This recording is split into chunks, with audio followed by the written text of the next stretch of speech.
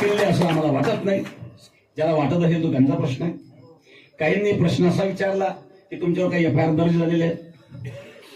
Doctor Babasaheb आंबेडकरांनी लिहिलेल्या संविधानावर माझा पूर्ण विश्वास आहे. भारत देशाच्या न्याय व्यवस्थेवर विश्वास आहे.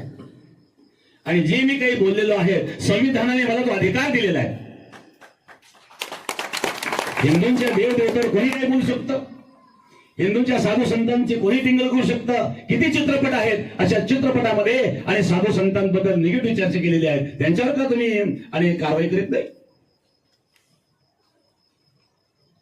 कोणी असू द्या, कोणी कोणाच्या धर्माच्या विरुद्ध कधी बोलू नये. प्रत्येकाचा आदर असेल, परंतु प्रत्येकाचा कुठल्या गोष्टीकडे पाहण्याचा एक दृष्टिकोन असतो. आणि जो दृष्टिकोन असतो तो दृष्टिकोन आम्ही या ठिकाणी मांडला.